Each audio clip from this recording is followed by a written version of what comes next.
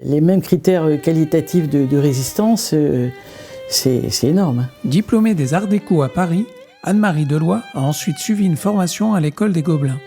Dans son atelier des Remparts, elle exerce aujourd'hui le métier de restauratrice de céramique.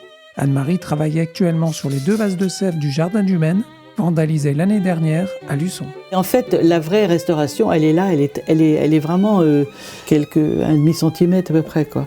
Aux Arts Déco, je m'ennuyais un petit peu, donc j'ai fait l'école du Louvre avec M. Fourest en céramique. C'est lui qui m'a mis le pied à l'étrier pour la céramique et notamment la faïence, parce qu'il a écrit un livre magnifique sur la faïence européenne. Et c'est un monsieur que j'ai respecté, j'aimais énormément. Et c'est lui qui m'a donné ce goût. Je suis pas loin de Nevers, donc je collectionne beaucoup de faïences de Nevers, notamment les bleus, que j'aime beaucoup. Il y a une liberté du geste que je trouve extraordinaire. J'aime beaucoup la peinture aussi, donc on a cette espèce de côté liberté du geste, peinture et en plus céramique, cuisson. La cuisson de l'émail, c'est quelque chose d'extraordinaire. C'est ça qui est intéressant dans ce métier, c'est qu'on passe derrière quelqu'un, on essaie de trouver la façon dont il a travaillé, dont il a étudié ses modèles. Et en peinture, on essaie de retrouver le même geste que le décorateur. À chaque fois, on voit la touche de pinceau, elle n'est jamais le même selon les manufactures. C'est ça qui est absolument passionnant dans ce métier, parce qu'il est hyper divers, quoi. Il y a peinture, sculpture, recherche historique, modelage, c'est une infinité de métiers en même temps. J'ai exposé à Chaligny pendant au moins 10 ans. Ensuite, j'ai exposé au Jardin du Maine. J'ai trouvé que c'était la suite de Chaligny tout à fait dans le même esprit, avec des jardins somptueux. C'est un lieu magique qui mérite effectivement d'être connu. Les vases en question, c'est 2 grands vases qui font 75 cm de haut à peu près, sur 65 de largeur. Ils pèsent chacun 80 kg.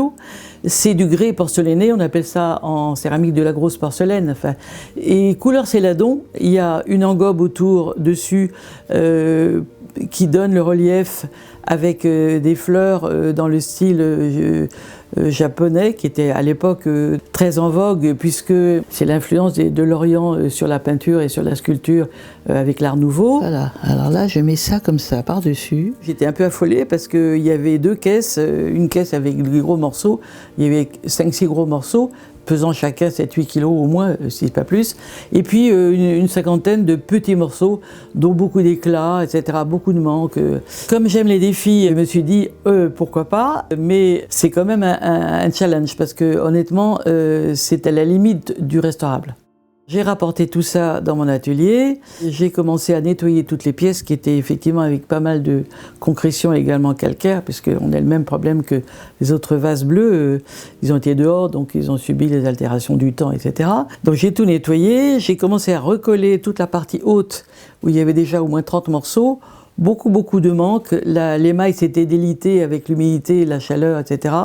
Donc j'ai refait tous ces morceaux en terre, la même matière que l'original, ça j'y tiens beaucoup. C'est une matière très semblable, une terre que j'ai fabriquée aussi dure techniquement que le grès porcelané. Et ensuite, j'ai commencé à recoller les grands morceaux. Arrivé en haut, je me suis dit, c'est quand même bizarre, sur 50 morceaux, j'ai de la chance, pour l'instant, il n'y a pas trop de manques. Des petits manques, mais pas des gros manques. Et j'aurais mieux fait de penser à autre chose, parce que je me suis rendu compte tout d'un coup qu'il manquait un gros morceau. Je téléphone au Jardin du Maine, et j'aurais dit, regardez au pied des pilastres, ça fait 1 an que vous avez ramassé les morceaux, mais peut-être qu'il y aurait encore un morceau. Ils m'ont téléphoné le lendemain, je viens de chercher la pièce, et la voilà. Voilà la pièce, il manque cet angle-là, un petit peu là, mais la voilà. Il me reste maintenant à repositionner toute la collerette qui pèse elle-même au moins 20 kg sur l'ensemble, donc ça va être un peu délicat. C'est vraiment du travail de dentelle. Mais j'ai bon espoir, voilà. J'ai bon espoir que ça marche. Alors après, il y a toutes les finitions, les bouchages, des fentes. Après, la technique à l'aérographe avec des glacis successifs. Au pied, il manquait un gros morceau d'origine, donc j'ai refait déjà le gros morceau. Et puis après, il y a tous les fels qui sont ouverts, qu'il faut consolider. La grande jarre qui est moins abîmée, elle a 4 fels importants traversants. J'ai mis comme technique une toile de verre très finement appliquée avec une très bonne colle, sur laquelle je vais remettre de la terre cuite, comme ça on ne verra rien du tout, ça sera consolidé et esthétique. Voilà, et solide.